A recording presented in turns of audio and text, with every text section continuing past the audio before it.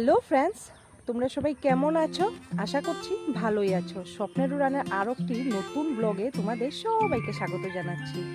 তবে এখন কিন্তু সকাল না, এখন বিকাল হয়ে আসছে। তো এখন আমি তোমাদের সাথে কথা বলছি আর ব্লগটা আরম্ভ করছি। তবে আজ হলো আমার জন্য খুব স্পেশাল একটা দিন। তো এটা আমার জন্য না, সবার জন্য এই দিনটা খুব স্পেশাল থাকে। নিশ্চয় তোমরা টাইটেল আর থাম্বনেল দেখে বুঝতেই পারছো কেন এই দিনটা স্পেশাল। আমি তোমাদের সাথে কথা বলছি আর দেখো ওদিকে কোকিল পাখি কি সুন্দর করে ডাকছে, নিশ্চয় শুনতে পারছো। দেখো, তবে আমি সারাদিন কি করেছি সেসব তোমাদের সাথে আগে শেয়ার করব। সেসব আমি ভিডিও উঠিয়ে রেখেছি, আর আমার এই ভিডিওটা যেহেতু কালকে আপলোড করব, তো তোমরা কালকে দেখতে পারবে।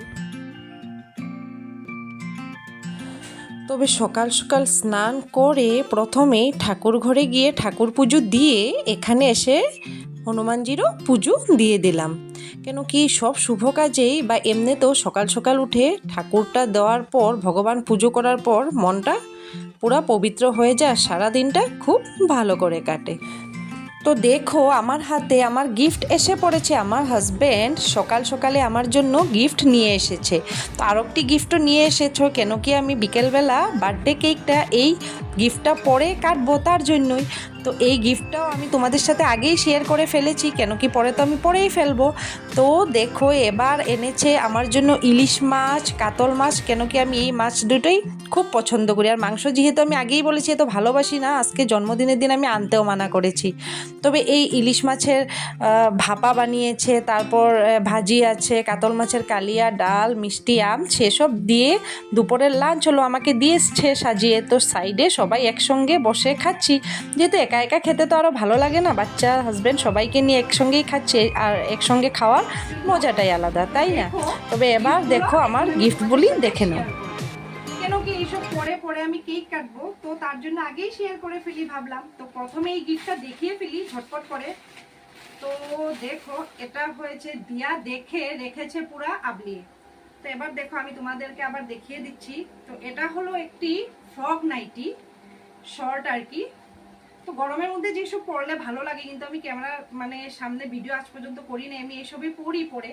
তো দেখো এই নাইটিগুলো দেখতে খুব মজা লাগে। এখানে এমব্রয়ডারি আছে, ফিতা বাঁধা আছে, খুব সফট কাপড় এবং শর্ট। তো কাপড়টা খুব মোলায়ম, ধরলে মানে তোমরা ধরতে তো বুঝতে পারতে। তো খুব সফট কাপড়, দেখতে বোঝাই যাচ্ছে। পিঙ্ক কালার, আর পিঙ্ক হয়েছে আমার ফেভারিট কালার। তো দেখো নাইটিটা কত সুন্দর। এটা হলো ফার্স্ট গিফট। তো আরেকটা গিফট আছে, সেটাও আমি দেখাচ্ছি তোমাদেরকে, দাঁড়াও।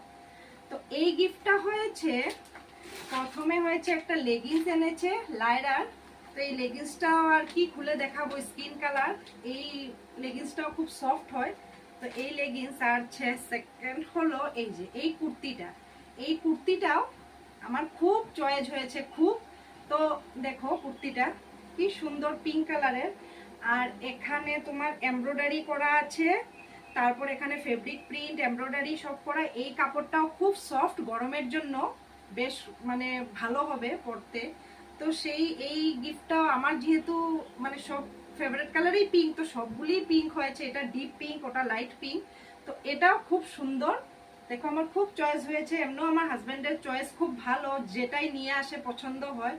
তো এইগুলো আমার বার্থডেতে গিফট দিয়েছে, সকালবেলায় দিয়ে দিয়েছে পরার জন্য।